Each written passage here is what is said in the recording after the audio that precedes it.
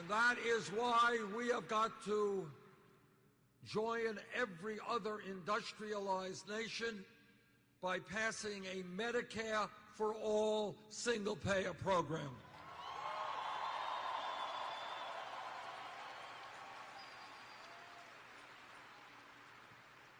Now, I understand, not that I am all that knowledgeable about local politics, but I understand that Governor Scott is trying to maintain control of the Supreme Court with a justice who should not stay on the Supreme Court.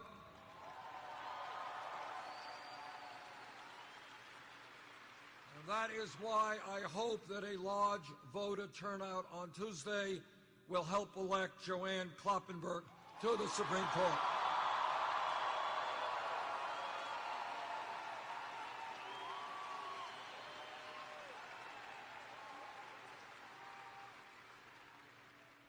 This campaign is doing something very unusual in American politics, and that is it is treating the people of our country with intelligence.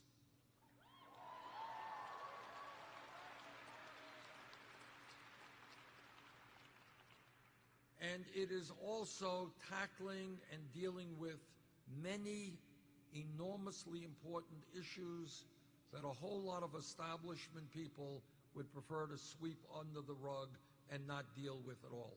But this is what I believe and have always believed.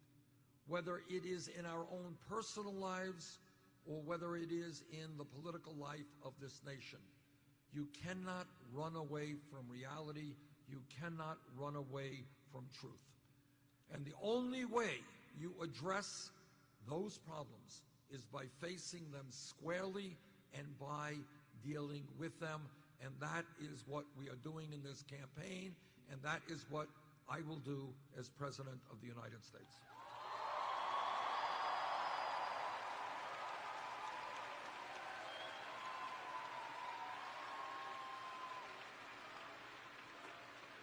Now, truth is not always pleasant. It's not always happy. But we have to deal with it. And let me give you some examples of truths and realities that must be dealt with. I am a fervent believer in democracy. And what I see today all over this country is that as a result of this disastrous Citizens United Supreme Court decision, our democratic foundations are being undermined, and we have a corrupt campaign finance system.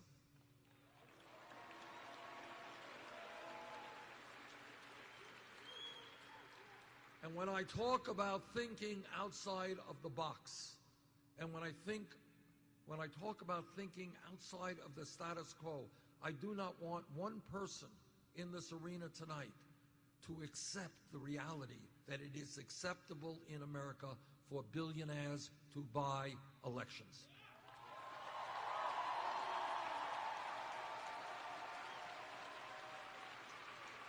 Do not accept that for 1 second. Now, Governor Walker's good pals, the Koch brothers, and a handful of other billionaires are prepared to spend in this campaign cycle $900 million.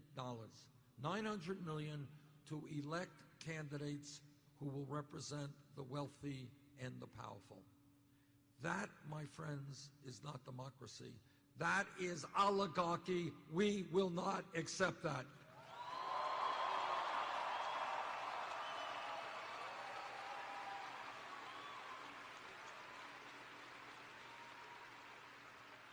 But it is not just a corrupt campaign finance system. It is a rigged economy. The United States today is the wealthiest country in the history of the world, but most people don't know that. And they don't know that because almost all new income and wealth is going to the top 1%. They don't know that because we have more wealth and income inequality than any major country on earth. Top 1/10 of 1% now owns almost as much wealth as the bottom 90%. Worse today than any time since 1928. Today in America, you got families where mom is working, dad's working, the kids are working. In fact, we work the longest hours of any people in the industrialized world. Marriages are suffering. Kids don't get the attention they need from their parents because everybody's out working. But at the end of all of that, 58% of all new income generated today goes to the top 1%. You guys ready for a radical idea?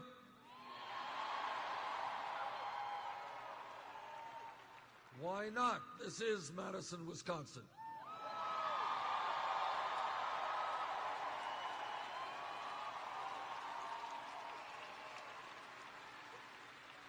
But in truth, it really is not such a radical idea. It is a simple statement that in America, together, we are going to create an economy that works for all of us, not just the top 1%.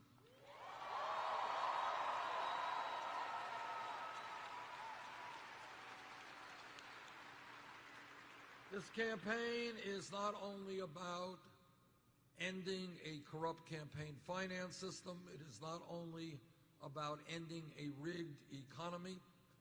It is about also ending a broken criminal justice system.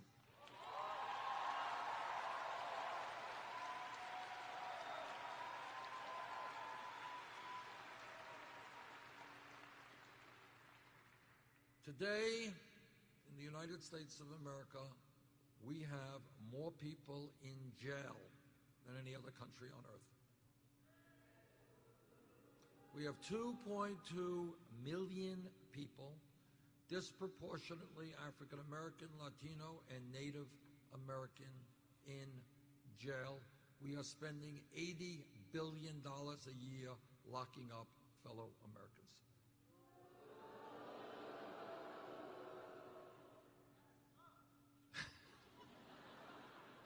That's a succinct and interesting way of putting it, yes. It does. But what we have got to do is think through this situation. And let me just talk a little bit about, just a little bit, we have a lot more information on our website, a little bit about criminal justice reform. For a start, we have to understand some of the causes as to why people end up in jail. Fact. Today, we have outrageously high rates of youth unemployment. White kids between 17 and 20 who graduated high school, real unemployment 33%, Latino kids 36%, African American kids 51%. That is outrageous.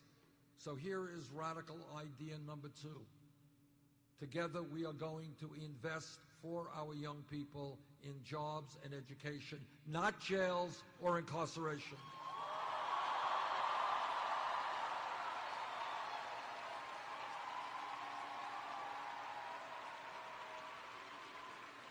Truth is, it costs more to lock up some kid than to send them to the University of Wisconsin.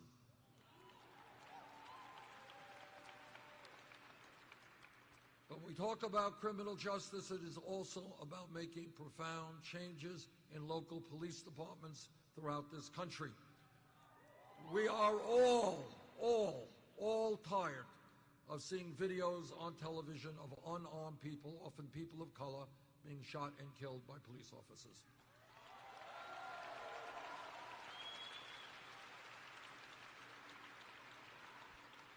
Now, I was a mayor for 8 years, worked very closely with my police department, and I've worked with police departments all over this country. Vast majority of police officers are honest, hardworking, and doing a very difficult job.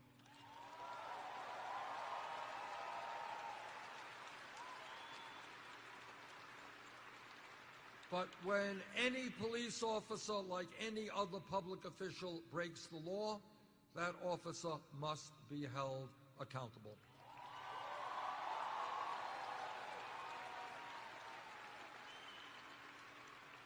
We need to demilitarize local police departments. We need to make police departments reflect the diversity of the communities they serve. We need to end private prisons and detention centers.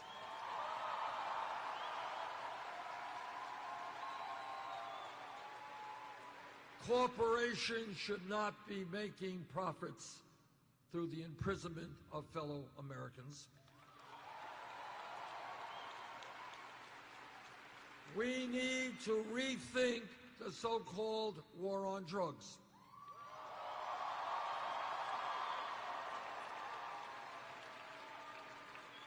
Over the last 30 years, millions of Americans have received police records for possession of marijuana. Today, under the Federal Controlled Substance Act, marijuana is listed as a Schedule I drug alongside of heroin. Now, we can argue, and scientists do, the pluses and minuses of marijuana, but everybody knows marijuana is not a killer drug like heroin.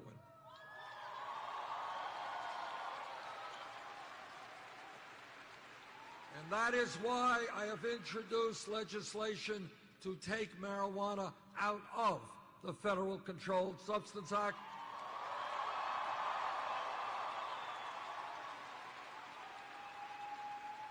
It should not be a federal crime.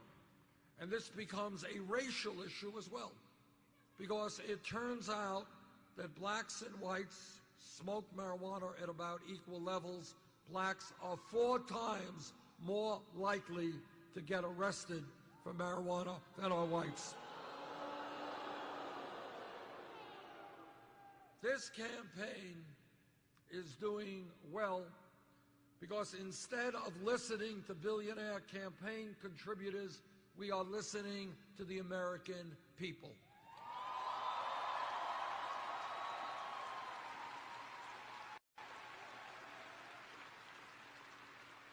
We are listening to workers who tell me they cannot make it on $8 or $9 an hour.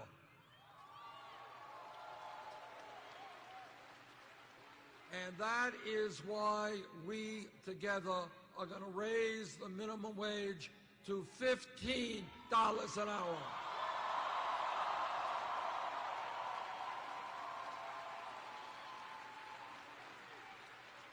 And I know that every man in this room will stand with the women in the fight for pay equity for women workers.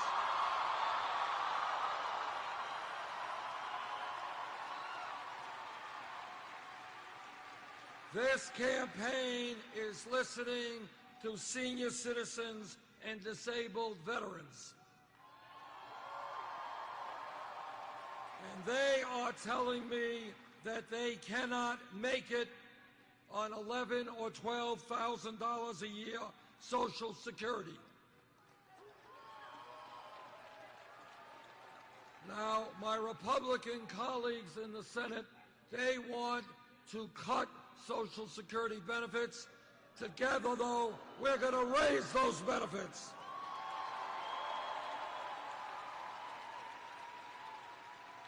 This campaign is listening to women.